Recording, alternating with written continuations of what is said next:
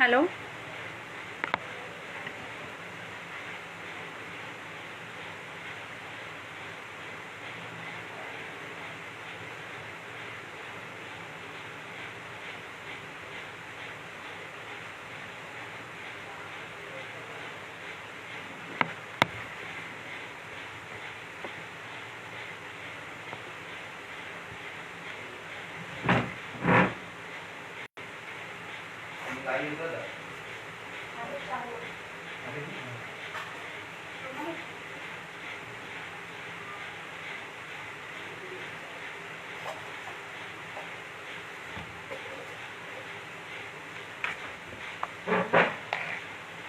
Hello hello hello, आवाज येतोय?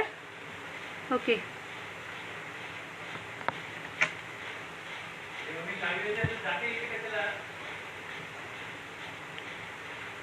सुरू करायचं. विनोद दादा, भरत सर.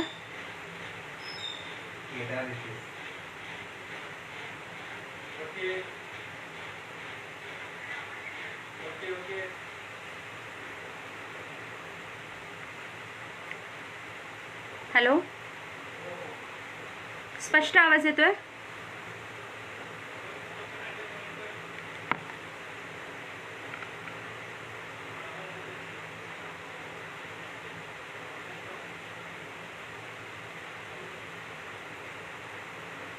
विनोद दादा, भरत सर, हॅलो. सुरू करायचं आपण.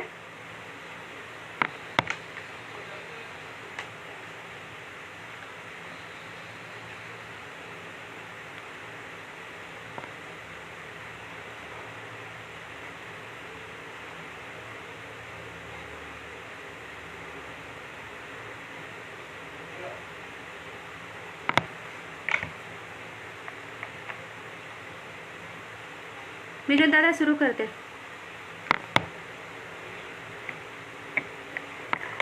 नमस्कार. क्रांतीज्योती सावित्रीबाई फुले, महात्मा ज्योतिराव फुले, डॉक्टर बाबासाहेब आंबेडकर, कर्मवीर भाऊराव पाटील आणि सर्व त्या थोर मंडळींना, त्या थोर मानवांना ज्यांनी तळागाळापर्यंत शिक्षणाला पोचवण्यासाठी आपल्या जीवाचं रान केलं, अशा सर्व मानवांना मी वंदन करते. आणि तसेच महाराष्ट्र राज्य बालरक्षक फेसबुक पेजवरून मी योगिनी यल्लाप्पा वैदू सर्व टीमच्या वतीने महाराष्ट्र राज्य शिक्षण संचालक साहेब माननीय श्री दिनकर पाटील सर साहेब आणि ज्यांच्या मार्गदर्शनाखाली ही बालरक्षक चळवळ मोठ्या वटवृक्षात आज रूपांतर होत आहे, अशा आमच्या सगळ्यांच्या मातृतुल्य आणि आमच्या मार्गदर्शिका महाराष्ट्र राज्याच्या शिक्षण उपसंचालक मॅडम माननीय सौ शोभाताई खंदारे मॅडम यांचंही मी मनपूर्वक स्वागत करते आणि धन्यवाद, आभार मानते.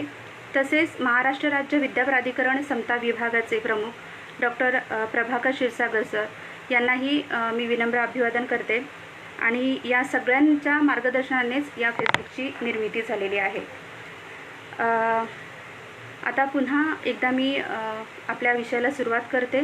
आज मी आपल्यासमोर बालरक्षक चळवळीमध्ये काम करत असताना मला आलेले अनुभव मी तुमच्यासमोर मांडणार आहे. मी योगिनी यल्लाप्पा वैदू, रायगड जिल्हा परिषद प्राथमिक शाळा भानगर येथे कार्यरत आहे. सध्या 19 वर्ष शिक्षण पेशामध्ये मी कार्यरत आहे. सुरुवात करते माझ्या जातीने. मुद्दामच माझं नाव वैदू आणि ही तीच माझी जात आहे, हिंदू वैदू. ही जात जी भटक्या विमुक्त जमातीमध्ये या जातीचा समावेश होतो, भजव या गटामध्ये. आणि ही ह्या जातीमध्ये मोडणारी भटक्या जमातीतली जी मुलं आहेत ती आत्तापर्यंत मी जेव्हा 2000ला शाळेमध्ये लागली तर मासिक पत्रकात भटक्या विमुक्त जमातीसाठी एक वेगळा रकाना असायचा. त्या मुलांना तिथे आकडा तो दिसायचा आणि तो आकडा दिसल्यानंतर कळायचं की ह्या भटक्या जी वंचितांची मुलं, जी तळागाळातली मुलं, ती किती शिक्षण प्रवाहात आली. पण कालांतराने असं दिसलं की हा जो कॉलम आहे मासिक पत्रकातून तो पूर्णपणे गायब झाला आणि भटक्यांचे आकडेवारी आता आपण इमामध्ये धरू लागलो. खरं तर हा प्रश्न मला आजही भेडसावतो की हे असं का आहे. आज मी शिकले, आमच्या समाजातून एक भटक्या जातीतून शिक्षिका झाले.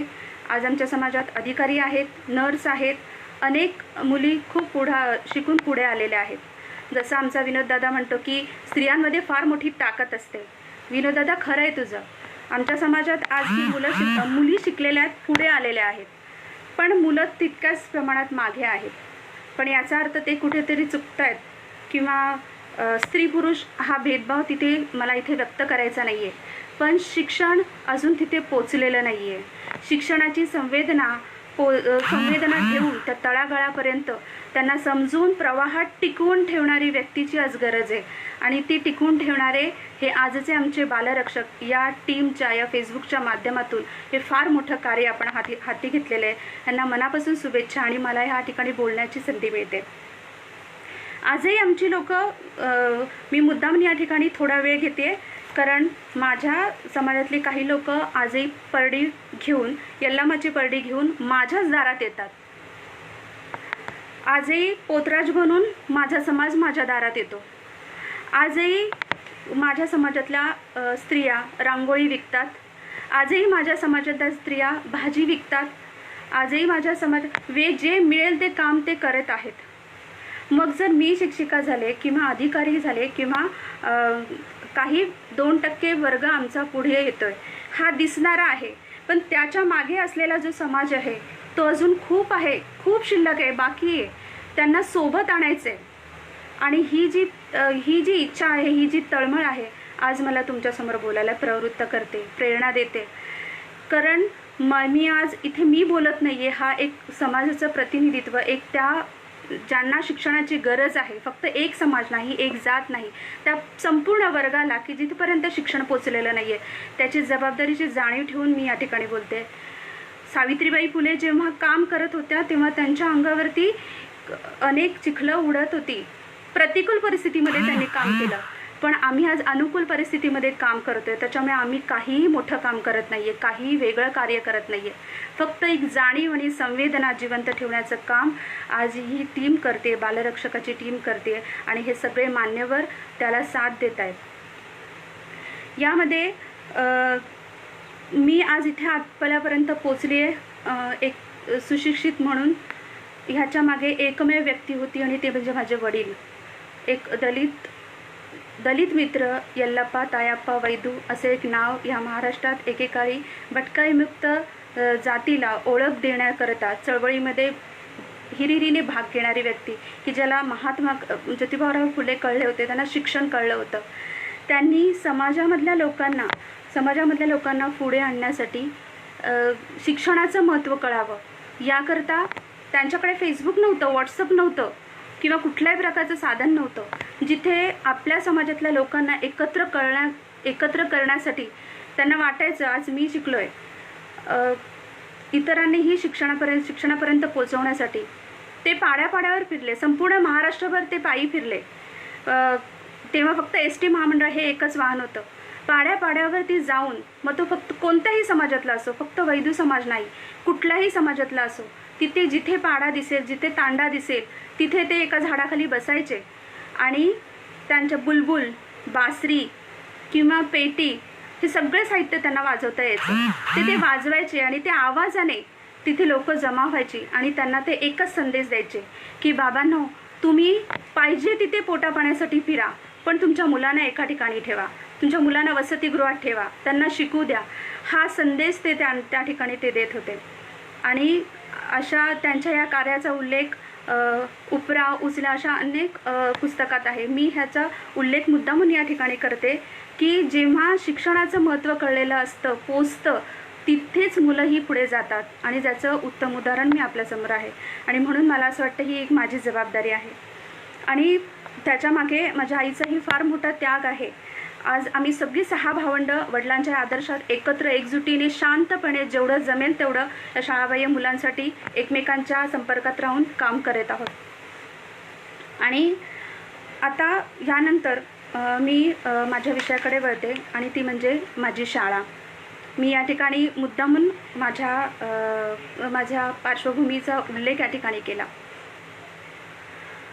यामध्ये जे मी माझी शाळेमध्ये आज ज्या ठिकाणी मी कार्यरत आहे त्या शाळेमध्ये मला 10 वर्ष झाली आहेत, पण माझा शालेय प्रवास जो आहे तो जवळजवळ 19 वर्षाचा आहे, 20 वर्षाचा आहे. त्याच्यामध्ये 4 वर्ष संस्थेमध्ये मी बिनपगारी काम केलं, जिथे 60 ते 70 मुलं माझ्यासमोर असायची. त्यांना शिकवण्याचं काम संधी मला मिळाली. त्यानंतर जिल्हा परिषदमध्ये नेरे येथे मी कार्यरत झाले आणि त्या ठिकाणी 256 पट होता आमच्या केंद्र शाळेचा. आज त्या ठिकाणी 70 हा पट आहे. ही दरी आहे, दरी. पट खालावलेला आहे. शाळा बंद पडू द्यायच्या नाहीत हे ध्येय तेव्हापासून माझ्या मनामध्ये होतं. आणि अशा नेऱ्यामध्ये काम केल्यानंतर मी जेव्हा भानगर या शाळेत आले तेव्हा फक्त 5 मुलं माझ्यासमोर होती. 5 मुलं समोर आल्यानंतर जिथे मला 70 मुलांची सवय होती, 5 मुलांसमोर मी काय शिकवणार? त्यातले 4च मुलं उपस्थित राहायची आणि एक मुलगा सतत गैरहजर असायचा, म्हणजे तो शाळाबाह्यच समजा. त्यावेळेस ही संकल्पना काहीच माहिती नव्हतं. तेव्हा ज्ञानरचनावाद एवढं रुजले नव्हती. जे आपले नंदकुमार साहेबांनी अगदी एक परीस दिल्या आपल्या हातात. ज्ञानरचनावाद हा एक परीस आहे, परीस त्यांनी दिलेला. त्यांचे मानावे ह्या शिक्षण पद्धतीला आजच्या काळाची गरज आहे ज्ञानरचनावाद. आणि त्यावेळेस आपल्याला डिस्कॅल्क्युलिया किंवा डिस्लेक्सिया ह्या सगळ्या गोष्टींशी एवढ्या आपण त्यांचं ज्ञान नव्हतं. त्यामुळे त्या मुलाला शिक्षण प्रवाहात कसं आणावं हा प्रश्न त्यावेळेस माझ्या 2008 सालची मी तुम्हाला हा प्रश्न मांडते. पण आजची परिस्थिती सांगितली तर 5 जिथे माझ्या शाळेचा पट 5 होता आणि संपूर्ण तालुक्यामध्ये 10 पटाच्या आतल्या शाळा बंद होणार होत्या, त्यामध्ये माझी शाळा होती. त्यामध्ये माझ्या शाळेमध्ये आज 35 माझ्या शाळेचा पट आहे. तर तो 35 पट जरी असला, त्याला कालखंड जरी बराच गेलेला असला, गाव माझं छोटं असल्यामुळे कदाचित शाळेचा पट कमी असेलही, परंतु आज शाळेचा पट 35 करत असताना त्या शाळेमध्ये त्याची गुणवत्ता टिकून ठेवण्याकरता अनेक प्रकारचे प्रयत्न करावेच लागले आणि करत राहावे लागणार आहे. खरं तर ही जी दरी आता मला दिसून आली की शाळेचा पट कुठेतरी कमी होतोय आणि आपली शाळा वाचली पाहिजे. त्याचबरोबर माझ्या समाजामध्ये देखील मला दरी दिसत होती की जी मी शिकलेली आहे. मला त्याचं एक उदाहरण या ठिकाणी मुद्दामून मांडावंसं वाटतं की मी जेव्हा रिक्षातून माझ्या घरापासून शाळेपर्यंत यायची तेव्हा रिक्षामध्ये मी बसलेली असायची. माझ्यासमोर माझी एक स्त्री, ती माझ्याच समाजातली, तिच्या मांडीवरती हा रिक्षातला एक मी अनुभव सांगते की तिच्या मांडीवरती एवढी मोठी पेटी असते आणि त्या पेटीमध्ये सुई, दोरा, कटलरीचं सामान, कंगवा ह्या सगळ्या वस्तू तिच्या मांडीवर आणि पाठीवरती फडक्याने बांधलेलं बाळ, केस अस्ताव्यस्त, त्या एका हातामध्ये त्या अस्ताव्यस्त डोक्यातून काढलेलं चुंबळ आणि मी समोर बसली आहे, नीटनेटकी साडी आणि टाल्कम पावडर, याचा सुगंध आणि छोटीशी पर्स.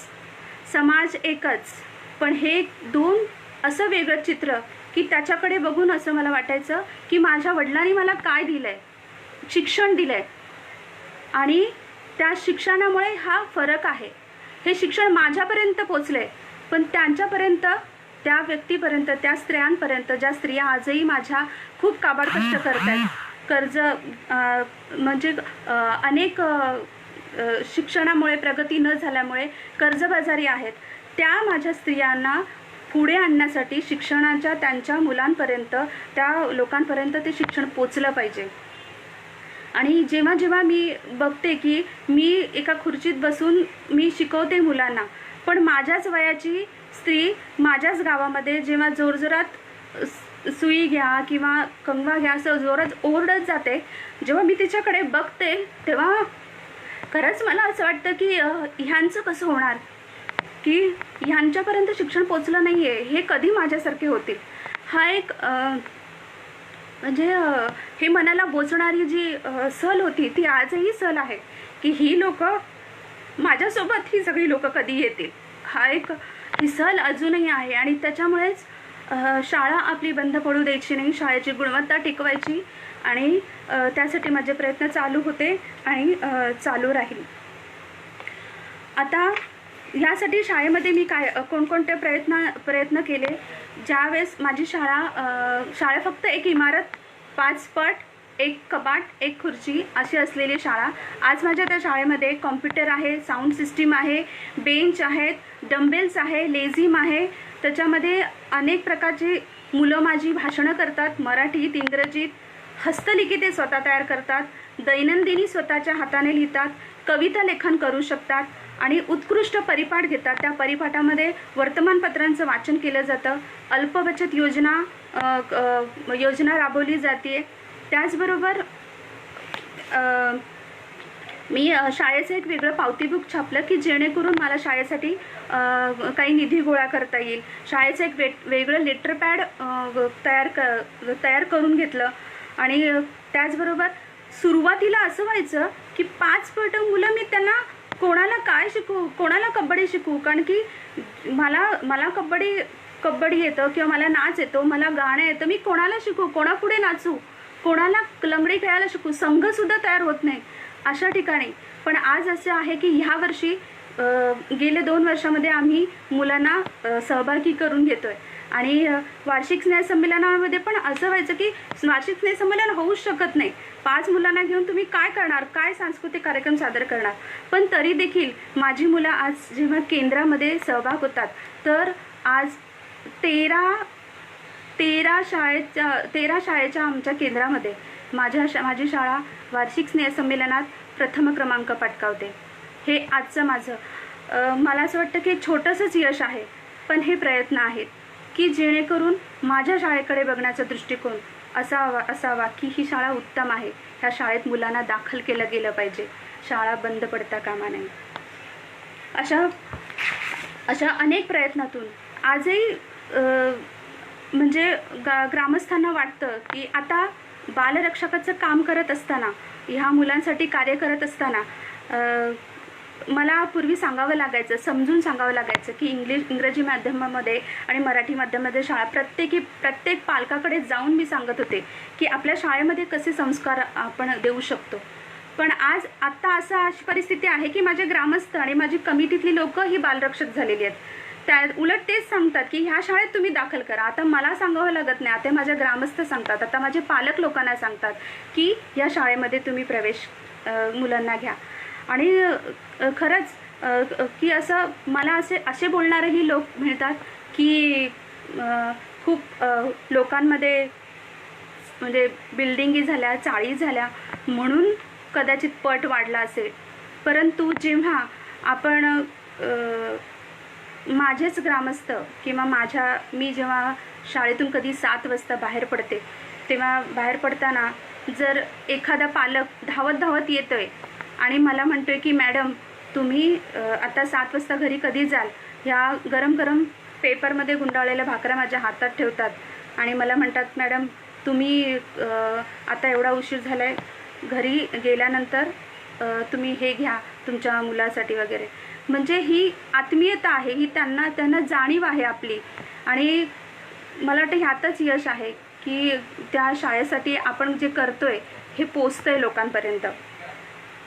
यानंतर मी माझ्या बालरक्षक चळवळीबद्दल मला बोलायचं आहे की बालरक्षक चळवळीकडे त्या प्रशिक्षणाला मी कशा पद्धतीने प्रशिक्षणाची लिंक मी का भरली.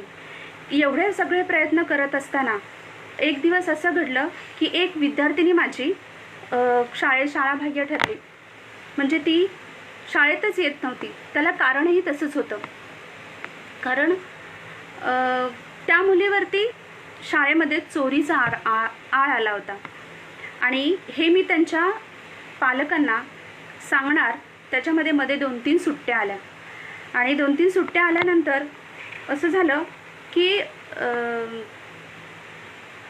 त्याच्या आधीच गावामध्ये एक असा प्रसंग घडला की त्या मुलीच्या आणि इतर ग्रामस्थांमध्ये असा वाद झाला. आणि दुसऱ्या दिवशी ते पालक आले मुलीच्या, ज्या मुलीवरती वर्गामध्ये चोरीचा आळ आलेला, त्या मुलीचे पालक आले आणि त्यांनी दाखला काढून नेला.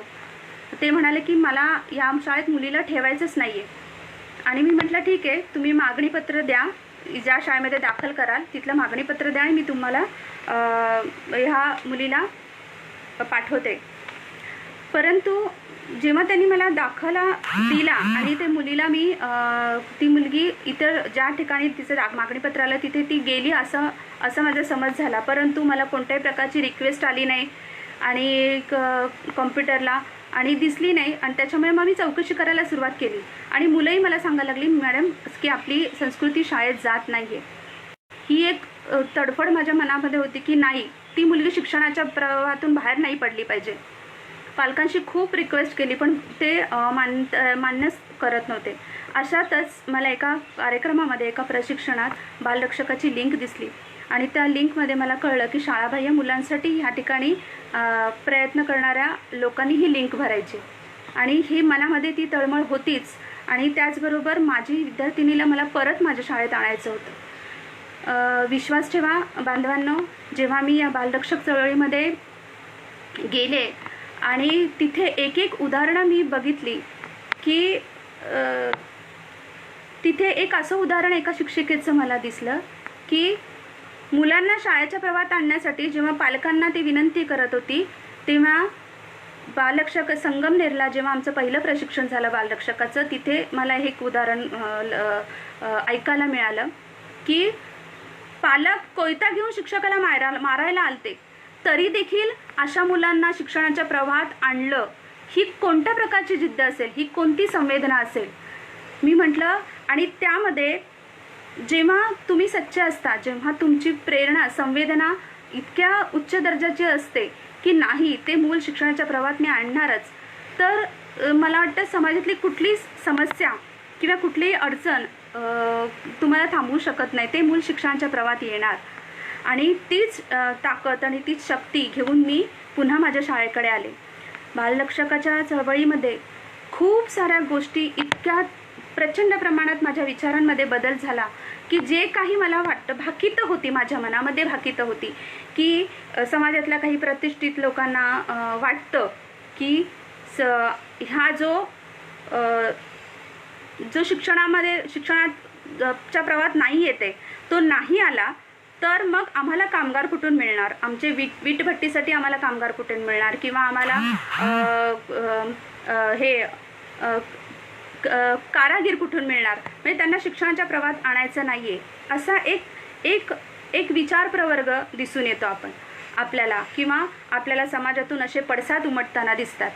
परंतु ही जी भाकीतं आहेत की आणि दुसरं की शिक्षक अशा मुलांना सामावून घेत नाहीत किंवा वीटभट्टीवरून आलेली जी स्थलांतरित होऊन येणारी मुलं आहेत त्यांना सामावून घेता येत नाही आहे, शिक्षकांना घेता येत नाही. ही सगळी भाकीतं हळूहळू हळूहळू पूर्णपणे विरून गेली, नष्ट होऊन गेली. कारण जसजसं मी ह्या बालरक्षक चळवळीतून प्रेरणा घेऊन या शाळाबाह्य मुलांना शाळेच्या प्रवाहात आणण्यासाठी मी वैयक्तिक प्रयत्न केले. सुमित, माझं अरुण किंवा मंगेश अशा कितीतरी मुलांना मी जेव्हा शिक्षणाच्या प्रवाहात आणलं तेव्हा ही सगळी भाकीतं माझी पूर्णपणे नाहीशी झाली. ती आता उदाहरणं मी आपल्यासमोर मांडत आहे. सर्वप्रथम माझ्या शाळेमधल्या संस्कृतीचा आता प्रश्न मिटला. कारण तो प्रश्न मी कसा सोडवला तर त्यासाठी मी सतत बालरक्षकाच्या प्रशिक्षणातून आल्यानंतर सतत संस्कृतीच्या घरी जात होते. एकदा नाही, दोनदा नाही, तीनदा नाही, मी जवळजवळ तिच्याकडे 15 ते 20 वेळा गेले पण पालकांनी दारही उघडलं नाही. मला अनेक वेळा ग्रामस्थ म्हणायचे की तुम्ही का स्वतःला अपमानित करून घेता, पण मला ती ताकद मिळाली होती बालरक्षकाच्या प्रशिक्षणातून संगमनेरवरून आल्यानंतर. मग नंतर मी त्या मुलीशी खिडकीतूनच बोलायची की तुला यायचं आहे ना शाळेत, हे दररोज हेच वाक्य मी तिला सांगायची. तेव्हा पालकांकडून खूप मला विरोधच होता की नाहीच पाठवणार. एक दिवस त्यांच्या घरी त्यांचे पाहुणे आले होते. त्या पाहुण्यांना मी बाहेर बोलावलं आणि त्या पाहुण्यांना सगळी परिस्थिती समजावून सांगितली आणि त्या पाहुण्यांनी माझी तळमळ आणि त्या मुलीला शाळेत आणण्याचं माझे प्रयत्न हे बघून त्यांनी मला विश्वास दिला की नाही मॅडम, ही मुलगी उद्या तुमच्या शाळेत येईल, तुमची धडपड आम्हाला समजली, आम्ही या मुलीला तिच्या आईवडिलांना समजावू आणि या मुलीला शाळेत आणू. सांगण्याचं तात्पर्य एवढंच की बालरक्षकामधून एक गोष्ट प्रभावीपणे लक्षात आली की तुमचा विषय त्या नकारात्मक असलेल्या लोकांपर्यंत जेव्हा प्रभावीपणे जातो, तुमचा हेतू सहहेतू पोचतो, तेव्हा ती मुलं आपोआप येणार आहेत. आणि ते मला जमलं. ते पालक नाहीत, पण त्यांच्या नातेवाईकांना जेव्हा मी त्याच्यात सामावून घेतलं, तेव्हा ती मुलगी ह्या शिक्षणाच्या प्रवाहात आली. ती 4थी 5वी माझ्याकडे तिचं शिक्षण पूर्ण झालं आणि ती वरच्या वर्गात गेली. हे शिक्षणाच्या प्रवाहात मी तिला टिकवून ठेवू शकले. यानंतर बालरक्षकाचं मला काम करायचं आहे. शाळेमध्ये माझा पट वाढतोय. माझं गाव छोटं आहे आणि त्याच्यामध्ये जितकी लोकं आहेत, गावाच्या आसपास परिसरात जी मुलं आहेत ती आता माझ्या शाळेकडे येऊ लागलेत. शाळेची गुणवत्ता जेवढ्या प्रमाणात, जेवढ्या ताकदीने मला टिकवता येईल, फक्त मला एकटीला नाही. या प्रवासात सर्वप्रथम माझ्यासोबत उमा देसाई मॅडम, त्याच्यानंतर जयश्री महाजन मॅडम आणि आत्ता सुनंदा कदम मॅडम, हे माझे 3 सहकारी शिक्षिका. मला सतत त्यांचं खूप सहकार्य लाभलं आणि त्याच्यामुळेच आज ही शाळा या पटापर्यंत पोचू शकली आणि गुणवत्ता टिकू शकली. आणि त्यानंतर आता ही शाळा आहे, पण मला काम करायचं होतं या मुलांसाठी. मग कुठे काम करणार? तर माझ्या शाळेपासून माझी शाळा आणि मुख्य पनवेल सिटी याच्यामध्ये जवळजवळ 7 किलोमीटरचं अंतर आहे. मग काय करायचं? ह्या अशी मुलांना मला प्रवाहात आणायचं.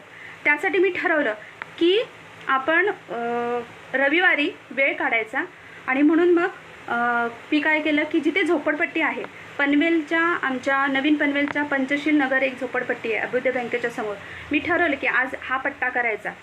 आणि एका रविवारी फेब्रुवारी 2018ला मी तिथे सुरुवात केली की आता आपण इथून सुरुवात करायची. कोण मुलं शाळेत नाही जात त्यांना शाळेत नेऊन पोचवायचं. परत सुरुवात केल्यानंतर पहिलीच व्यक्ती तिथे मला भेटली. रविवारी सगळं काम आटपून मी दुपारच्या नंतर म्हणजे जवळजवळ 4च्या दरम्यान ह्या टोकापासून त्या टोकापर्यंत आपण फिरायचं हेच ठरवलं. आणि सुरुवात केली. तिथला एक सामाजिक कार्यकर्ताच पटकन समोर माझ्या आला आणि मी म्हटलं की इथे अशी कोणी मुलं आहेत का की जी या शाळेत कधी गेली नाही आहेत, त्यांना शाळेत नेण्यासाठी मी प्रयत्न करते. त्यांनी सांगितलं, मॅडम हे असलं काही काम करू नका तुम्ही, हे आमचं सगळं करून झालं आहे. हे इथे ह्या लोकांना किती सांगितलं तरी ते काही त्याचा उपयोग होत नाही आहे. पण जी काही मुलं आहेत ना ती सगळी शाळेत जातात. एकही मुलगा तुम्हाला अख्ख्या झोपडपट्टीत कुठे सापडणार नाही की जो कधीच शाळेत जात नाही. पण कसं असतं, मनामध्ये ठरवलं होतं की एकतरी मुलगा सापडेल. विचारत पूर्ण पट्टा फिरले तर खरोखर तिथले सगळी मुलं शाळेत जात होती. पण एक प्रश्न असा पण आहे, शाळेच्या पटावर असलेली तिथली सगळी मुलं वर्षभर शाळेत हजर असतात का? मग जर नसतील तर त्यातल्या काही जे शाळाबाह्य मुलं ती शाळाबाह्य ठरणार नाहीत का? मग त्यांच्यासाठी आपल्याला वेगळे प्रयत्न करायला हवेत. त्यांच्यासाठी ही बालरक्षक दृष्टी हवी. या प्रत्येक शिक्षकाला ही भूमिका काय आहे, हे कवच काय आहे, ही दृष्टी काय आहे हे समजलं पाहिजे. आणि म्हणूनच ती तळमळ मला आजही होती आहे की माझ्या केंद्रातल्या प्रत्येक शिक्षकालापर्यंत ही माहिती जावी. माझ्या तालुक्यातल्या प्रत्येक शिक्षकापर्यंत हे बालरक्षक म्हणजे काय आहे, त्याची भूमिका काय आहे ती पोचावी. हे आजही मला वाटतं, पूर्वीही वाटत होतं आणि वाटत राहील. मग तिथे सुमित नावाचा मला एक असा मुलगा मिळाला की जो परप्रांतातून आलेला असला तरी तो मुलगा कधी शाळेत जात नव्हता. आणि मग मी त्याच्या आईची भेट घेतली आणि भेट घेतल्यानंतर त्याने सांगितलं की हमको पता नहीं चलता कि क्या कैसे जाए, कहाँ जाए, वो जाएंगे तो स्कूल में टीचर पूछेगी, फिर हमको डर लगता है. मी म्हटलं मी तुम्हाला घेऊन जाते. असं करून महानगरपालिकेच्या पोदीच्या शाळेमध्ये जिथे डांबरे मॅडम मुख्याध्यापिका आहेत त्यांना मी भेटले. त्या मुलाला सोबत घेऊन गेले. सोबत घेऊन जाणं, शाळेत प्रत्यक्ष प्रवेश करणं हा जो कालावधी असतो ना त्याच्यामध्ये केलेले प्रयत्न हे फार आहेत. ते सांगणं शक्य नाही एवढ्या थोड्या वेळात.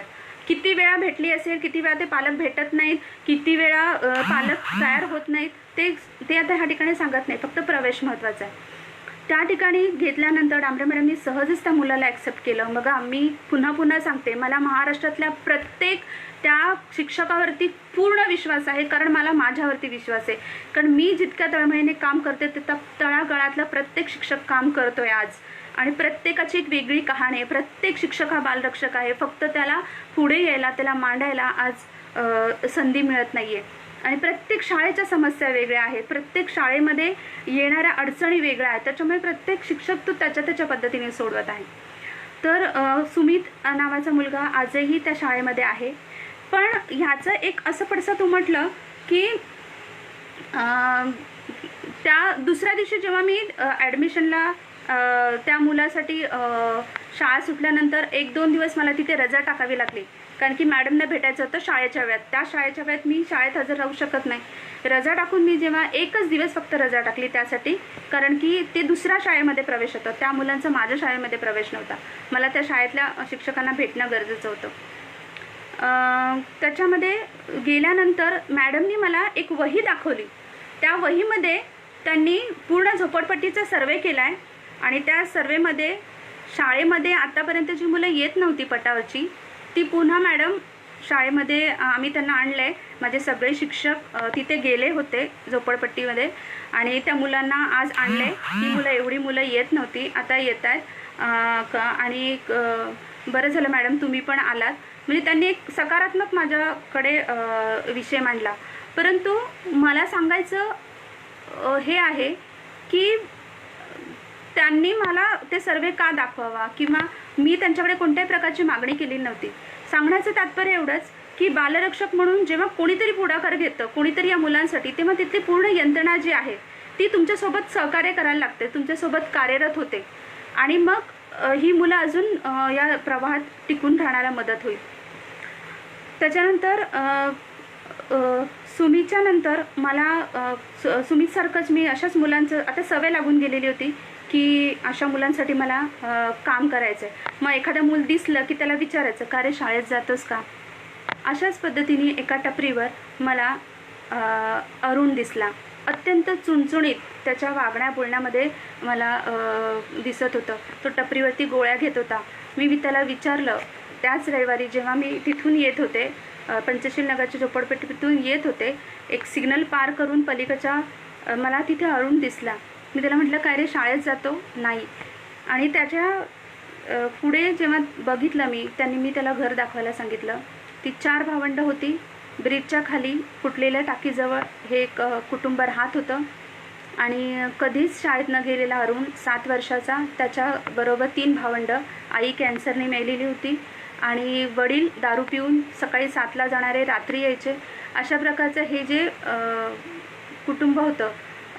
अरुण 7 वर्षाचा असून त्या 3 मुलांचा सांभाळ करत होता आणि त्यांच्यासाठी जेवण बनवत होता. तिथे चूल पण होती. घर कसलं ते एक झोपडंच होतं. परंतु त्या मुलांना देखील मी ज्या ठिकाणी सुमितला प्रवेश घेतला होता, पोदीच्याच शाळेमध्ये प्रवेश घेण्यासाठी मी त्या मॅडमना रिक्वेस्ट केली, कारण त्या ठिकाणापासून माझी शाळा 7 किलोमीटर दूर होती, म्हणून मी त्यांना माझ्या शाळेत दाखल करू शकत नव्हते. पण वेळोवेळी मला कधीही असं नकारात्मक हे मिळालं नाही. मॅडमनी त्या मुलांना प्रवेश करून घेतला. परंतु आणि माझ्याबरोबर त्यांचा सतत संपर्क होता की मुलं शाळेत येत आहेत. एक दिवशी मॅडमचा मला फोन आला की मॅडम आता ती मुलं येत नाहीत. जेव्हा हे याच्यामध्ये एक गोष्ट माझी राहून गेली सांगायची की जेव्हा त्या मुलांना मी शिक्षणाच्या प्रवाहात आणत होते तेव्हा पूर्णपणे पालक नकारात्मक होते, निगेटिव्ह होते. आणि त्या पालकांना भेटण्यासाठी एक दिवशी मी रात्री 8 वाजेपर्यंत त्याच्या झोपडीच्या बाहेर थांबलेली होती. संध्याकाळी 6:30 ते शाळा सुटल्यानंतर 8 वाजेपर्यंतच्या कालावधीमध्ये मी एकाच जागी उभी राहिलेली असल्यामुळे तिथे 2 पोलीस आले गाडीवर आणि मला भीतीच वाटली की हे पोलीस ह्या ठिकाणी काय करतात. त्यांनी मला विचारलं की मॅडम तुम्ही इथे का उभे आहात, इथे झोपडपट्टीत 4 मुलं असतात, ती कुठे गेली आणि तुम्ही इथे 2 तास उभे आहात असं आम्हाला कळलं. कोणीतरी तक्रार केली होती की ह्या बाई नेहमी या मुलांना भेटायला येतात. तेव्हा खरं तर भीतीही वाटली, पण त्यांनी माझ्या सगळ्या कामाबद्दल ऐकल्यानंतर त्यांनी माझ्याबरोबर सहकार्याची भूमिका दाखवली. उलट मी त्यांना विनंती केली की तुम्ही आलात, उलट बरं झालं. जेव्हा आता ते पालक येतील, त्या मुलांचे वडील, तुम्ही त्यांना तुमच्या परीने समजावून सांगा. आणि खरोखर एवढा लगेचच त्यांच्या भाषेमध्ये आणि त्यांच्या समजावण्यात हा बदल झाला. मला त्यांच्या मार्गदर्शनाचा उपयोग झाला आणि अरुण, पायल, गीता यांचा प्रवेश त्या पोदीच्या शाळेमध्ये झाला होता. आता त्याच विषयाकडे येते की मुलं, मॅडमचा जेव्हा मला फोन आला की ही मुलं आता येत नाही 1 महिन्यानंतर,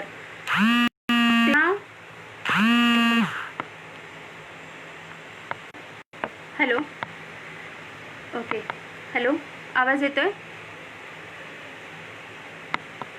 हॅलो, हॅलो, आवाज येतोय? जेव्हा अरुणला पोधीच्या शाळेमध्ये प्रवेश केल्यानंतर तिथल्या पोधीच्या शाळेच्या मॅडमचा मला फोन आला की ती मुलं आता येत नाही आहेत. तेव्हा जेव्हा त्यांचा संपर्क केला मी की त्याच्या पालकांना की आता आपली मुलं शाळेत जात होती, का जात नाही आहेत, तेव्हा त्या पालकांनी सांगितलं आहे की ही जी मुलं आहेत ती मुलं जेव्हा रस्ता मध्ये सिग्नल होता, रस्ता क्रॉस करताना त्यांचा जो 2 वर्षाचा मुलगा होता तो गाडीखाली येणार होता, म्हणून पालकाने पूर्णपणे पुन्हा विरोध केला की या मुलांना मी आता शाळेत पाठवणार नाही. पुन्हा तीच परिस्थिती निर्माण झाली की आता या मुलांचं शिक्षणाचं काय करायचं. खरं तर पोधीच्या शाळेच्या मॅडमनी त्या 2 वर्षाच्या लहान मुलालाही 10 ते 5 ठेवण्यासाठी खूप मदत केली होती. त्यातले 2 मुलं होती ती दाखलपात्र नव्हती, पण तरी देखील 4ही मुलांना तिथे त्या शाळेमध्ये थांबण्याची परवानगी डांबरे मॅडमने दिली होती. पण आता पुन्हा तोच प्रश्न की ती मुलं जाणार नव्हती. मग काय करावं, आता अरुणला पुन्हा शिक्षणाच्या प्रवाहात कसं आणावं याकरता मला सुचेना की मी काय करू शकेल. माझी शाळा त्या अरुणच्या घरापासून 8 किलोमीटर, याच्यामध्ये प्रश्न माझा होता आणि म्हणून मी म्हटलं आता याचं उत्तरही मलाच काढावं लागेल. मग एकच पर्याय होता की त्या मुलांना मी माझ्या शाळेत दाखल करणं. पण माझ्या शाळेत दाखल करणं 7 किलोमीटर म्हणजे मला ते पूर्ण कुटुंबच माझ्या गावात वसवावं लागणार होतं. त्यासाठी मी त्यांना काय करावं हा प्रश्न जेव्हा माझ्या मनात आला तेव्हा मी माझ्या सरपंचांकडे गेले. आमच्या गावचे सरपंच माननीय शांताराम पोपेटे साहेब, त्यांनी मला नेहमी बहिणीसारखा माझ्या पाठीशी भावासारखे उभे राहिले आणि आजही ते मला खूप सहकार्य करतात. मी त्यांना म्हटलं की अण्णा असंच एक कुटुंब आहे, ते आपल्या गावात मला आणायचं आहे. आणि का तर ह्या मुलांची अशी परिस्थिती आहे, त्याचे वडील आपल्या गावातून पनवेलला जातील 7 किलोमीटर कामाला, पण ते मुलं जर माझ्या गावात आपल्या गावात त्यांना राहायला जागा मिळाली, एक घर मिळालं तर ती मुलं शिक्षणाच्या प्रवाहात राहतील. सरपंचांना माझ्या कामावरती एवढा विश्वास होता की त्यांनी त्यांचे ते चाळी त्यांच्या असल्यामुळे, ते बिल्डर असल्यामुळे त्या चाळींमध्ये एक घर त्यांना राहायला दिलं. आणि त्याचबरोबर संपूर्ण गावकऱ्यांनी, माझ्या शाळा व्यवस्थापन समितीने मला खूप सहकार्य केलं, कारण त्यांना माझ्या कामावरती विश्वास होता. आणि मग ते पूर्ण कुटुंब 15 ऑगस्टला सगळ्या ग्रामस्थांच्या समोर आमच्या सर्व कवायतींमध्ये वगैरे सगळं त्यांनी कार्यक्रम त्याच्या वडिलांनी बघितला. आणि ते वडील, त्या मुलाचे 4 मुलांचे वडील अरुण, पायल, गीता आणि शिवम यांचे वडील त्या दिवशी संध्याकाळी 5 पर्यंत तिथे थांबून राहिले, ते घर त्यांच्या ताब्यात मिळेपर्यंत. आणि तेव्हापासून आजपर्यंत अरुण माझ्या शाळेत आहे. अरुण 18-19ला दुसरीला वयानुरूप त्याला दाखल केलं. 2री आणि 3री हे 2 वर्ष तो अतिशय उत्तमरित्या त्यांनी वाचन, लेखन, गणन प्रक्रिया शिकला.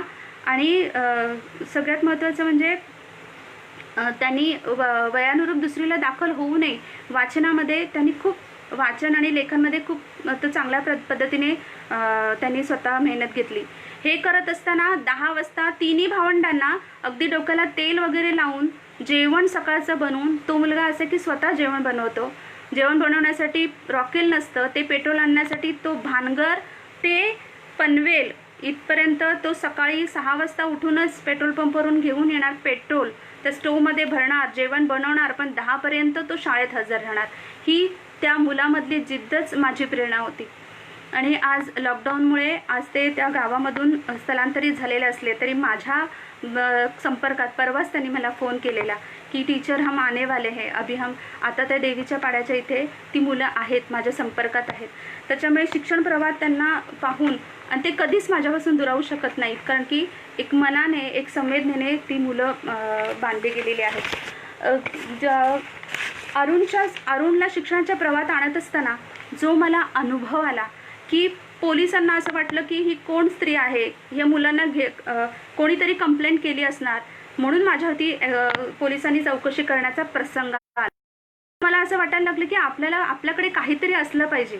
आणि म्हणून मग मी काय केलं की त्यावेळेस एक असे कार्ड स्वतःसाठी छापून घेतले, हे बालरक्षकाचे कार्ड, की मी काय करते, जर कोणी मला विचारलं, हे मुलं फिरत असताना रस्त्याने मुलांना विचारताना, तर मला हे दाखवता येईल.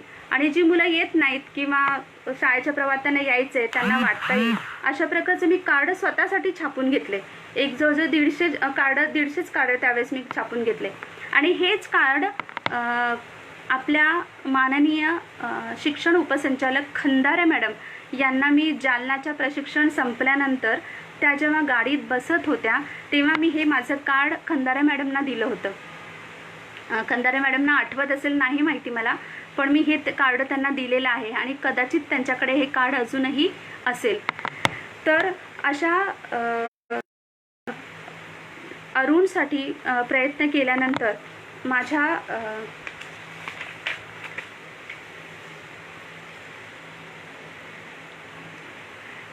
हे कार्ड मी जो मला भेटेल मला माझ्या प्रवासामध्ये येता जाताना त्यांना मी हे कार्ड द्यायचे आणि सांगायची की तुम्हाला जर शाळेत जायचं असेल तर मुलांनो मला तुम्ही ह्या नंबरवरती याच्यावरती मी माझं नाव फोन नंबर लिहून ठेवायचे। मग एक दिवशी काय झालं की एक दिवशी मला एक फोन आला, एक कचरा वेचणारी 16 ते 17 वर्षाच्या मुलीचा फोन आला आणि तिने मला सांगितलं की मॅडम कळंबोली ब्रिजच्या खाली एक लहान मुलगी आहे, 6-7 वर्षाची मुलगी आहे, तर तिला शाळेत जायचं आहे, तुम्ही तिला घेऊन जाल का? आणि हे कळल्याबरोबर मी काय केलं की त्या आता तिथे त्या मुलीला जर घेऊन जायचं असेल संध्याकाळी शाळा सुटल्यानंतर मी त्या ठिकाणी गेले। शाळा सुटल्यानंतर 5:30ला शाळा सुटल्यानंतर तिथे पोचेपर्यंत कळंबोलीला मला 6 वाजले, अंधार होत गेला। मग मी म्हटलं आता अंधार झालाच आहे तर आईवडील येईपर्यंत आपण वाट बघूया। पण जेव्हा त्यांचे तिथे मी पोचले तेव्हा त्याचं चित्र होतं कळंबोलीच्या MGM हॉस्पिटलच्या समोरचं ब्रिज आणि तिथे ही मुलगी मला दिसली ज्या मुलीसाठी मला त्या कचरा वेचणाऱ्या मुलीने या कार्डवरून मला फोन केला होता। तर ती मुलगी काय तिने चूल मांडलेलं, त्या चुलीवरती एक पातेलं होतं, त्या पातेल्यामध्ये कोंबडी असते ना म्हणजे मेलेली कोंबडी पिसांसहित त्या पातेल्यात ठेवलेलं आणि ते चूल ती पेटवत होती। 6 वर्षाची ती मुलगी आणि ते कोंबडीतून येणारं रक्त म्हणजे ते पूर्ण कापलेलं पण नव्हतं आणि ते पातेल्यात टाकलेलं, खाली ती चूल तिने पेटवलेली होती, पूर्ण खाली ते रक्त तिच्या फ्रॉकला हाताला आणि ते काय ती शिजवण्याचा प्रयत्न करत होती का बनवण्याचा प्रयत्न करत होती। पण ते सगळं बघून सुरुवातीला तर कोणाच्याही अंगावरती काटा येईल की ही मुलगी काय करते एवढी लहान, पण तरी देखील तिला मी म्हटलं ह्या मुलीला आपण प्रयत्न करून आपण शाळेच्या प्रवाहात आणूया।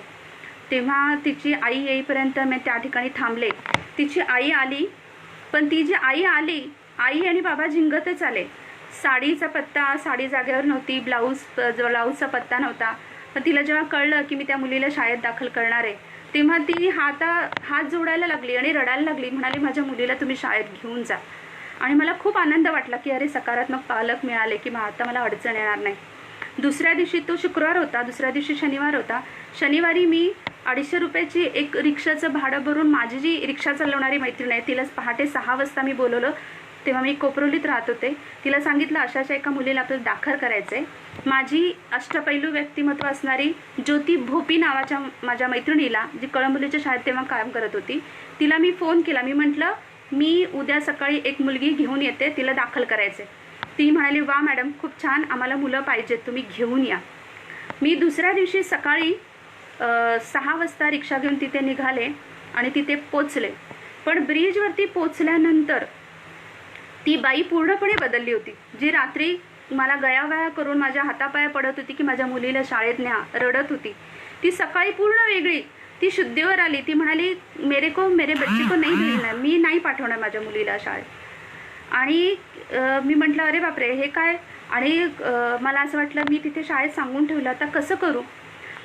आणि थोड्याच वेळात मी मग काही फोटो घेतले, तिथून एक अकरा असा एक माणूस धावत आला आणि त्यांनी माझ्या हातातून फोन खेचून घेतला आणि म्हणाला क्या फोटो निकाला मॅडम, सब फोटो डिलीट करो। त्यांनी त्याच्याच हाताने सगळे फोटो खडाखड डिलीट करून टाकले आणि म्हणाला की तुमको इधर किसने भेजा है, ये लड़की ने भेजा है ना, अभी की अभी इधर से जाओ। आणि ती माणसांचे ते कपडे, त्यांचे ते असे केस, आणि ती बाई पण म्हणायला लागली मला मुलीला पाठवायचं नाही, तुम्ही इथून निघून जा। आणि त्यांचा ते बोलण्याचा आवेश, ते माझे मोबाईल खेचण्याची, मी घाबरून गेले। मी तिथून निघाले।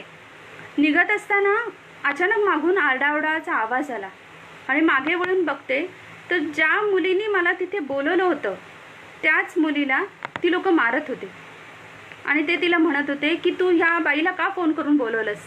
आणि नंतर माझ्या हातपाय थरथर कापायला लागले की रे आपल्यामुळे ह्या मुलीला मार मिळतोय. मग मी तेव्हा काही सुचेना मला की काय करावं. तेव्हा मी तिथे गेले आणि मी म्हटलं त्या मुलीला तुम्ही सोडा. या मोबाईलमध्ये एक फोन केला तर सगळे पोलीस आता या ठिकाणी येतील. तेवढ्या शब्दावरती त्या मुलीला त्यांनी सोडलं आणि त्या तिथून मी कसाबसा पाय काढला. आणि मग पुन्हा खरोखर आजही धाडस होत नाही अशा ठिकाणी जाऊन काम करायचं. पण तो जरी प्रयत्न माझा यशस्वी झालेला नसला तरी देखील प्रयत्न मी माझे चालूच ठेवले. त्याच्यानंतर जेव्हा मला एका वीटभट्टीवरती काही मुलं दिसली, वीटभट्टीवरती मुलं जी येतात ते जवळच्या शाळेमध्ये जातात. आजही आपल्या महाराष्ट्रामध्ये ही प्रथा आहे की वीटभट्टीवर येणारी मुलं जवळच्या मराठी शाळेत जातात. परंतु मला काही मुलं अशी निदर्शनास आली की शाळेच्या वेळात ती जात नाही आहेत. मग तिथे जेव्हा मी विचारणा केली तेव्हा पण विचारणा केल्यानंतर पण ती लोक आपल्याशी लगेच हे फॅमिलियर होत नाहीत. त्यासाठी त्यांच्या वह्या पुस्तकं त्यांना घेऊन जा, त्यांच्याबरोबर थोडा वेळ अभ्यास करा. आणि काही तर एक तर कुटुंब असं होतं ती झोपडी, मी गेली की झोपडीमध्ये लहान मुलांना लपून ठेवायचे वीटभट्टीवरती.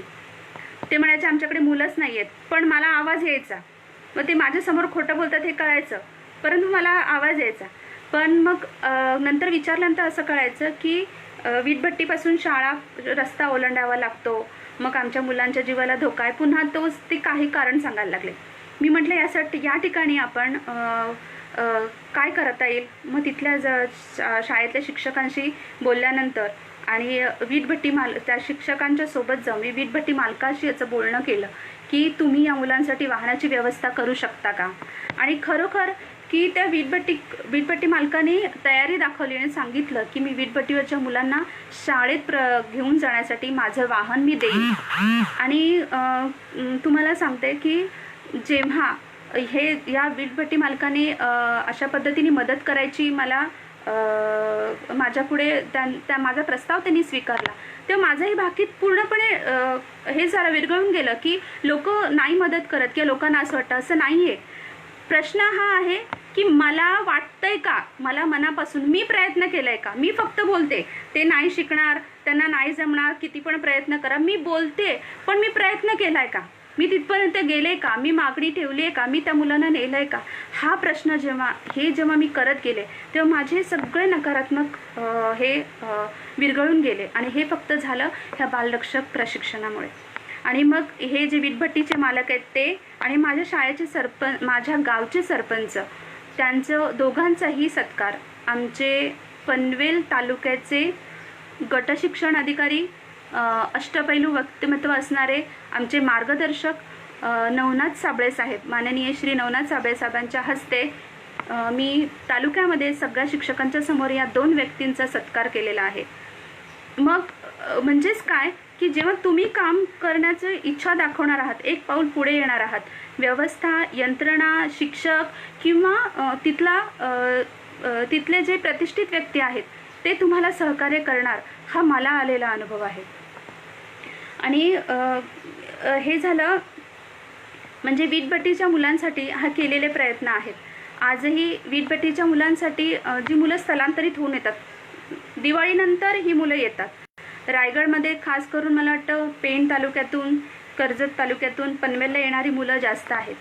पण ह्याच्यामध्ये एक सगळ्यात महत्त्वाचं मला असं वाटतं की स्थलांतरित झालेली जी मुलं आहेत त्या मुलांना प्रवाहात टिकवून ठेवण्याचं सगळ्यात उत्तम वंगण काय असेल. वंगण म्हणजे काय की गाडीच्या चाकांमध्ये टाकल्यानंतर गाडी कशी फास्ट चालते, जोरात चालते, तसं शिक्षण हमी कार्ड हे स्थलांतरित मुलांसाठी वंगण आहे असं मला वाटतं. आज कित्येक शिक्षकांना शिक्षण हमी कार्ड काय आहे हे माहिती करून देणं गरजेचं आहे. माहिती आहे, खूप लोकांना माहिती आहे, पण शिक्षण हमी कार्ड हे जर आता माझी जबाबदारी आहे, प्रत्येक शिक्षक, महाराष्ट्रातल्या प्रत्येक शिक्षकाची जबाबदारी आहे की माझ्या हजेरी पट्टावर असलेली जी मुलं आहेत त्यातील ही ठराविक मुलं दिवाळीनंतर जाणार आहेत. तर वर्षभर तुम्ही पालकांच्या संपर्कात राहा, पालकांकडे ते कार्ड देणार आहात हे आधीच सांगून ठेवा. आणि जेव्हा ते जाणार आहेत तेव्हा त्या कार्डवरती त्या मुलाचं नाव असणार आहे, जात असणार आहे, त्या मुलाचा वर्ग असणार आहे आणि तो कोणत्या शाळेत शिकतो त्याचं नाव असणार आहे. त्याच्यामुळे तो ज्या ठिकाणी स्थलांतरित होऊन जाणार आहे पालकासोबत, तिथल्या शिक्षकांना ते सामावून घेताना त्या कार्डचा नक्कीच उपयोग होणार आहे. बघा, 2 प्रवाह आहेत. एक तर मूल स्थलांतरित होऊ नये यासाठी आपण प्रयत्न करणार आहोत. पण जर स्थलांतरित झालं तर शिक्षण हमी कार्ड हे प्रत्येकाकडे असलं पाहिजे आणि ते पालकांपर्यंत पोहोचवणं ही एक माझी जबाबदारी आहे, शिक्षकाची जबाबदारी आहे की ते मला माहिती असणं, माझ्या शाळेमध्ये मला ते उपलब्ध करून देणं, माझ्या मुलापर्यंत ते पोहोचवणं. आणि हे जेव्हा मी करते तेव्हा मी बालरक्षक असते, तेव्हा माझी भूमिका बालरक्षकाची आहे. मला माझी भूमिका, माझी संवेदना मला ते करण्यासाठी मला नेहमी तत्पर ठेवते. हे मला या लाईव्ह कार्यक्रमातून मला हा संदेश आपल्याला पोचवण्याची संधी मिळते. हे खूप दिवसापासून माझ्या मनात होतं आणि म्हणून मला इथे ही संधी मिळते. मग खरोखर मी कदाचित काही मुद्दे माझे राहतील किंवा मी सांगण्याचा प्रयत्न करते. यानंतर खरं तर किती वेळ शिल्लक राहिला आहे? 10 मिनटं आहेत.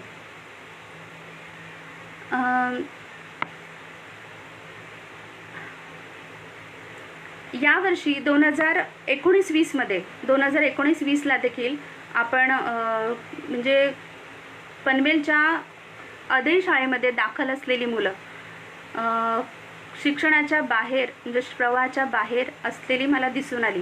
बघा, मी पुन्हा एकदा सांगते की शाळा किंवा शिक्षक प्रयत्नशील नसतात किंवा ते दोषी आहेत हा भाग नाही आहे.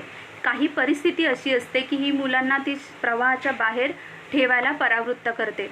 त्यामध्ये ह्या ज्या मुली आहेत 7वीपर्यंत दाखल असलेल्या मुली, 6 मुली अशा मला दिसून आल्या, मुली की जी शाळेत जात नाहीत. ती माझ्या शाळेच्या नेहमीच्या वाटेवरती ही मुलं दिसली मला. मग आता ह्या मुलांना पुन्हा शाळेत मला दाखल करायचं आहे. त्यांना मी विचारलं की तुम्ही शाळेत जाता का? तर शाळेत नाव आहेत पण ती जात नव्हती. मग यासाठी काय करावं लागेल? म्हणून मी शाळेतल्या शिक्षकांना जाऊन भेटले, तिथल्या मुख्याध्यापिकांना मी भेटले. तिथे म्हात्रे मॅडम आहेत, सारिका रघुवंशी माझी एक सहकारी, अतिशय ॲक्टिव्ह अशी शिक्षिका. मी तिच्याशी बोलणं केलं. मी म्हटलं की आपण ह्या मुलींना पुन्हा आपण दाखल करून घेऊ, काय प्रयत्न करावे लागतील, काय अडचण आहे. तेव्हा त्यांनी सांगितलं की ही मुलं सकाळी पहाटे उठतात आणि भंगार वेचतात आणि मग त्यांचं असं म्हणणं आहे की खूप लांब आहे, आमचे पाय दुखतात. म्हणजे ती जी मुलं जिथे राहतात त्यांची जी झोपडपट्टी आहे तिथून ती अदयची शाळा लांब आहे. पण प्रश्न असा येतो की ह्या मुलांना खूप भटकायचे चालू शकतात.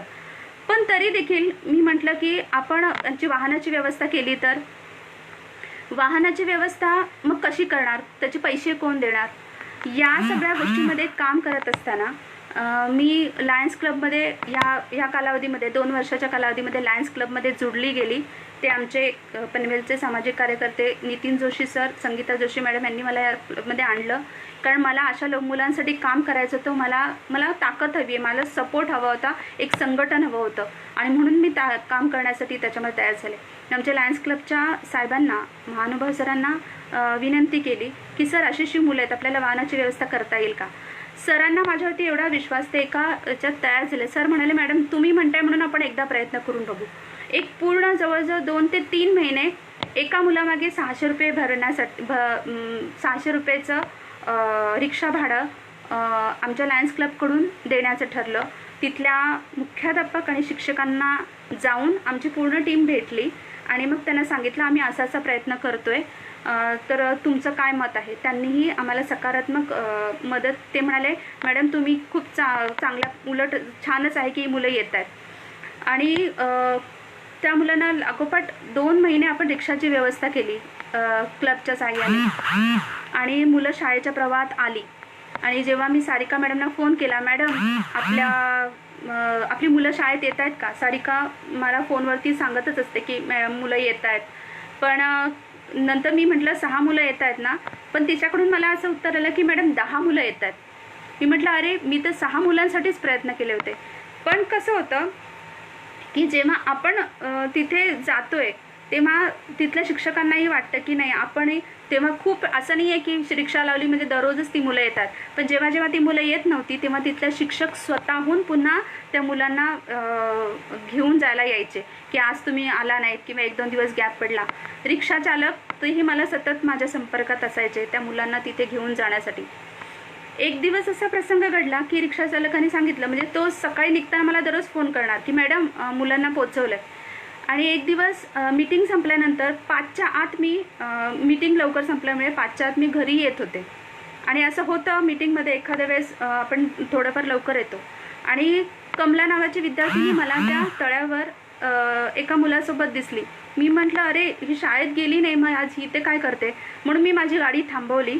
माझ्यासोबत माझी मैत्रीण होती आणि ती मला म्हणाली की मी तिला विचारलं की कमला तू शाळेत का नाही गेलीस, पण तिच्यासोबत एक मुलगा जो होता तो म्हणाला की त्याने तिचा हात पकडून ठेवला आणि म्हणाला किती वेळा ह्या मॅडम घेऊन जातात ना, आज अजिबात तू त्यांच्याशी बोलायचं नाही.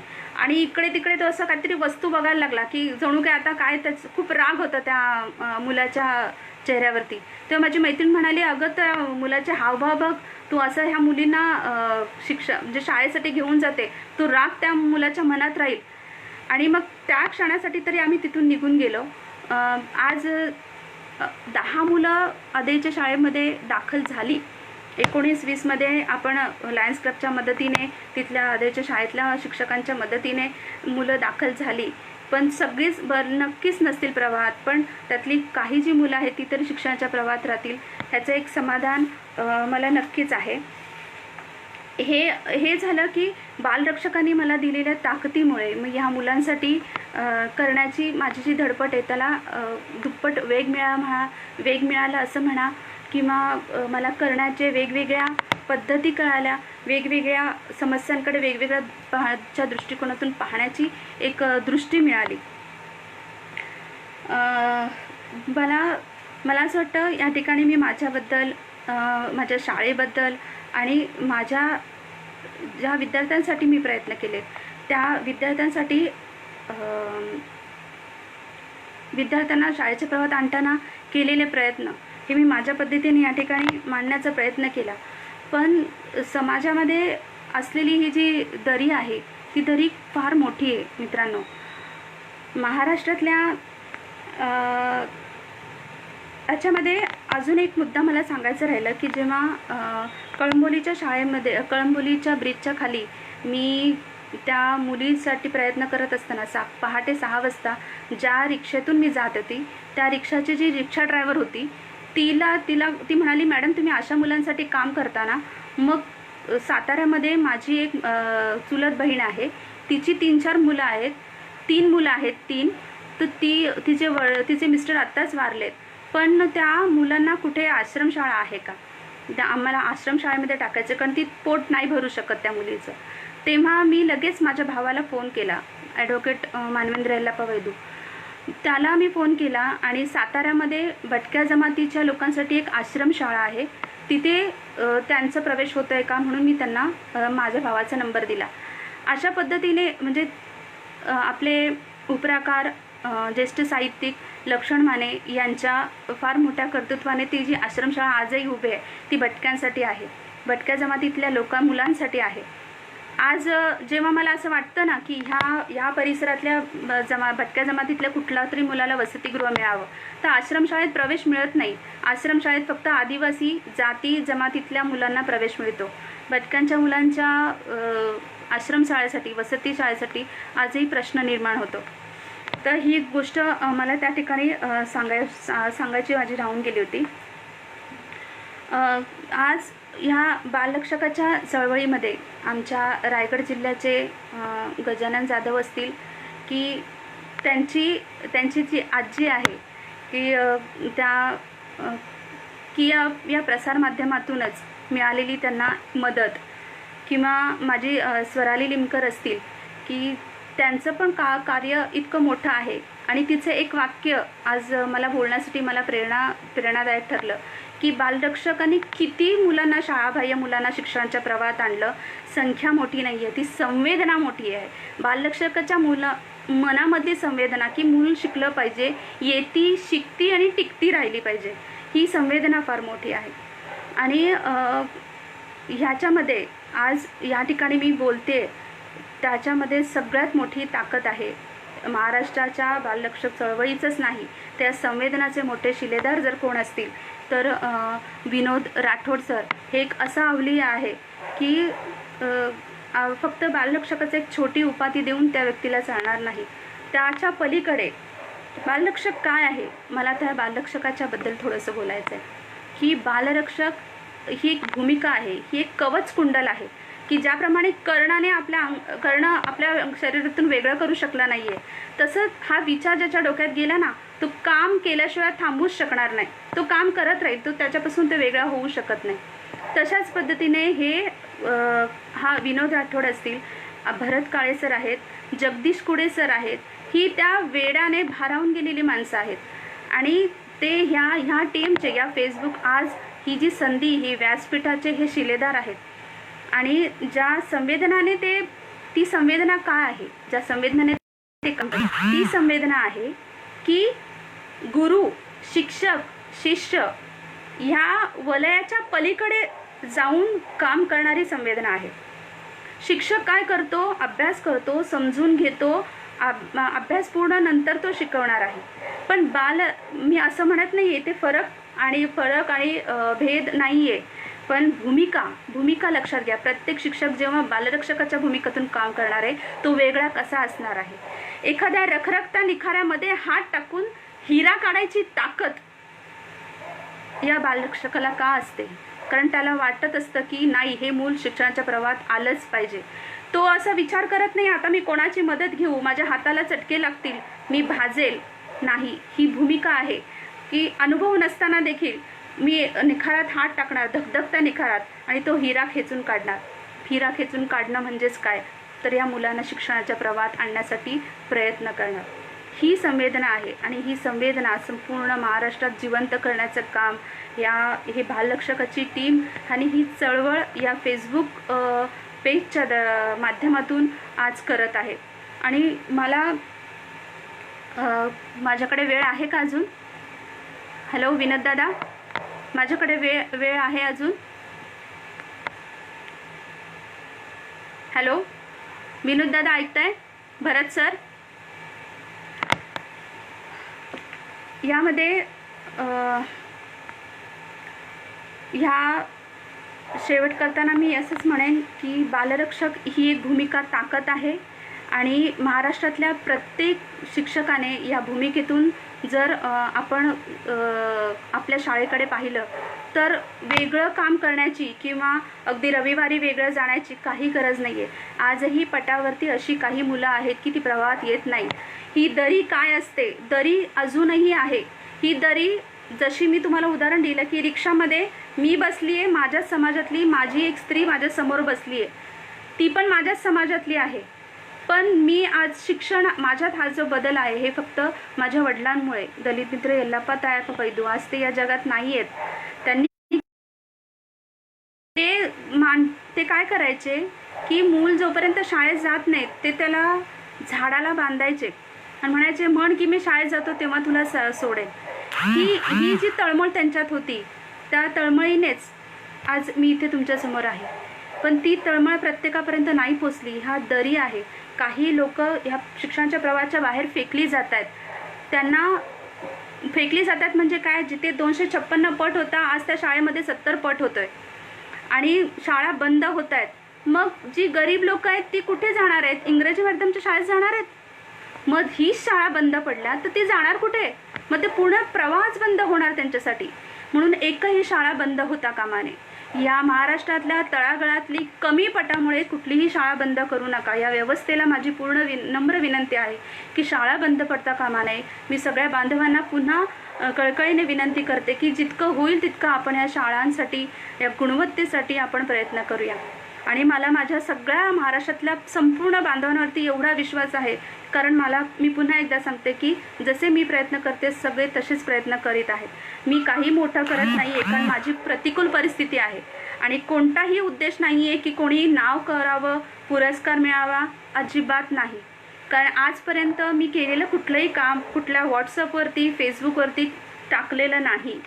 कारण मी शांतपणे आम्ही काम करत होतो. पण विनोद दादांनी मला खूप समजावलं, भरत दादांनी मला खूप समजावलं की ही जी तुम्हाला दुसऱ्यांना तुमचे विचार पोहोचवण्याची गरज आहे, समाजाला गरज आहे. आणि त्यामुळे मी या ठिकाणी आपल्यासमोर हा विचार मांडते. मी आमच्या पनवेल तालुक्याचे गटशिक्षणाधिकारी साहेब माननीय श्री नवनाथ साहेब, अतिशय अष्टपैलू असे व्यक्तिमत्व की जे आज या ठिकाणी कार्यक्रम पाहत आहेत नाही माहिती, पण मी त्यांना इथून विनंती करते की आपण ही भूमिका आपल्या तालुक्यापासून सुरुवात करूया.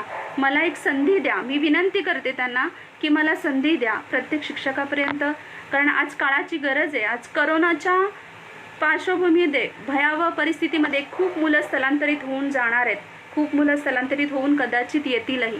मग अशा वेळेस यांच्या समस्या वेगळ्या असतील, मग तेव्हा ह्या भूमिकेचा आपल्याला उपयोग होणार आहे. तेव्हा मला एक संधी द्यावी त्यांनी, आणि या व्यासपीठावर बोलण्यासाठी मला ज्यांनी ज्यांनी प्रेरणा दिली त्या सगळ्यांचे मी खरोखर खूप आभार मानते. आणि मला माहिती नाही की मी सगळे मुद्दे या ठिकाणी मांडू शकले किंवा नाही मांडू शकले, पण जे मनात होतं त्या सगळ्या गोष्टी मी या ठिकाणी व्यक्त करण्याचा माझ्या परीने एक छोटासा मी प्रयत्न केलेला आहे. मला पूर्ण जाणीव आहे, पूर्ण खात्री आहे की आज विनोद दादा असतील, जगदीश सर आहेत, भरत काळे सर आहेत, आमचे मनोज चिंचोरे साहेब आहेत, सर आहेत, किंवा आमची स्वराली आहे, वैशाली शिंदे मॅडम आहेत, रामराव पवार सर आहेत. नाही त्यांच्या एवढी मुलांना त्यांच्या एवढं जरी नसेल कार्य, पण तरीसुद्धा हे बालरक्षक चळवळीने मला घडवलं आहे. आणि म्हणून मला असं वाटतंय की माझ्या समाजाचं माझ्यावरती जबाबदारी आहे. आपण सगळ्यांनी एकत्र आलं पाहिजे. संघटनेने फक्त हे कार्य घडू शकणार आहे. तळागाळापर्यंत शिक्षणाचा प्रवाह थांबता कामा नये, तो पोचला पाहिजे. येती, शिकती आणि टिकती हे 3 वाक्य मी नूतन मगाडे मॅडमचे वाक्य कधीच विसरले नाही. आज त्यांची मला खूप आठवण येते की नूतन मगाडे मॅडमचं एक वाक्य होतं की माणसाला जर मेंदू आहे तर त्याच्या मुलाला मेंदू असणार, आणि जर मुलाला मेंदू आहे तर तो विचार करू शकतो, आणि जर तो विचार करू शकतो तर तो शिकू शकतो. मग त्या शिकण्याला कोणतंही जात, धर्म, अपंगत्व कधीही बाधा ठरू शकत नाही. त्या प्रत्येक मुलाला आज मराठी शाळेत प्रवेश मिळालाच पाहिजे, आणि त्यासाठी आपण प्रयत्न केला पाहिजे. आपण सगळ्यांनी एक पाऊल पुढे आलं पाहिजे. नूतन मगाडे यांचं हे जे वाक्य आहे त्या वाक्याने माझ्यात एवढी ताकद भरली होती की ठाण्याला आपले डावरे साहेब ज्यांनी फार मोठे खूप सुंदररित्या बालरक्षक प्रशिक्षण त्या ठिकाणी ठाण्याचे आपले डावरे साहेबांचं त्यांचं नाव मला पूर्ण आता या ठिकाणी मी थोडंसं हे झाले, त्यांनी तिथे संधी दिली होती. खूप सुंदररित्या त्यांनी प्रशिक्षणाचं आयोजन केलं होतं. ठाण्यातल्या शिक्षकांना बालरक्षकाचं प्रशिक्षण देण्याची संधी आम्हाला मिळाली होती. त्या ठिकाणी खूप प्रश्न येत होते, पण एक नूतन मगाडे मॅडमचं हे वाक्य जे होतं त्या वाक्याने मला अनेक प्रश्नांची उत्तरं देण्यासाठी मला त्या ठिकाणी सक्षम केलं. आणि सांगण्याचं तात्पर्य हेच आहे की बालरक्षक चळवळीने मला खरोखर घडवलं आणि मला पूर्णपणे बदललेलं आहे. ही जी भूमिका आहे ही भूमिका एक जादूचा चष्मा आहे, आणि जे तुम्हाला सगळं सोपं करून सांगतं. बालरक्षक शिक्षणाचं जगणं सार्थक करतं. हे कवच आहे, आणि गुरु, शिष्य, शिक्षक या सगळ्यांच्या पुढे पार जाणारी ही एक प्रतिमा आहे. आणि पुन्हा एकदा मला असं वाटतं माझी वेळ झालेली आहे का विनोद दादा? मला कमेंट बॉक्समध्ये सांगा की मी आता थांबलं पाहिजे का? भरत सर, भरत सर, हॅलो हॅलो. या ठिकाणी या व्यासपीठावरती मला माझे विचार मांडण्याची जी संधी मिळाली, महाराष्ट्र राज्य बालरक्षक टीम च्या फेसबुकवरती मी माझे विचार, माझे अनुभव या ठिकाणी आपल्याला सांगू शकले. किती त्यातले मुद्दे राहिले मला माहिती नाही, पण मला वाटतं माझा 1 तास या ठिकाणी पूर्ण झालेला आहे. आणि जाता जाता असं म्हणेन की इतर की खुशबू से कुछ नहीं होता, खुशबू किरदार से आनी चाहिए असं म्हणतात ना. जसं हे वाक्य मला कधी सुचायचं जेव्हा मी माझ्याच जातीतल्या माझ्या भगिनींना मी बघायची की त्यांच्या शरीरातून एक कष्टाच्या घामाचा दर्प यायचा, पण ती माझी भगिनी संसाराला उभं करण्यासाठी आजही खूप काबाड कष्ट करते.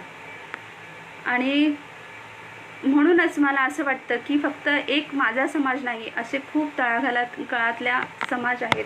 त्यांच्यासाठी आपण बांधवांनो एकत्र येऊया, संघटन करूया.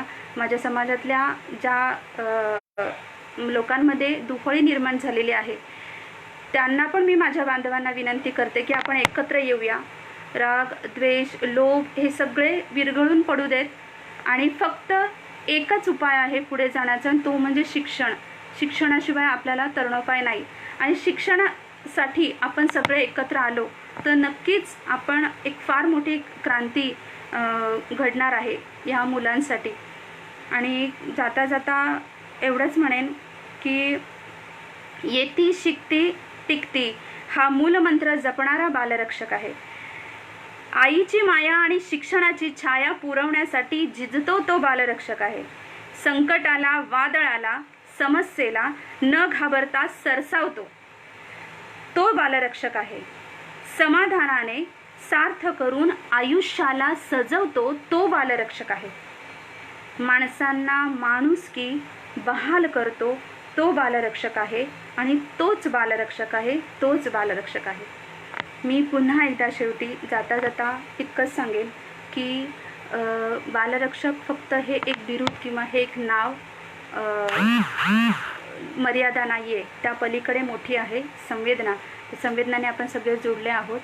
आणि मला या ठिकाणी माझे विचार मांडण्याची संधी आपण सगळ्यांनी दिली, तेव्हा मी तुम्हाला सगळ्यांना पुन्हा एकदा मनापासून आभार मानते. धन्यवाद.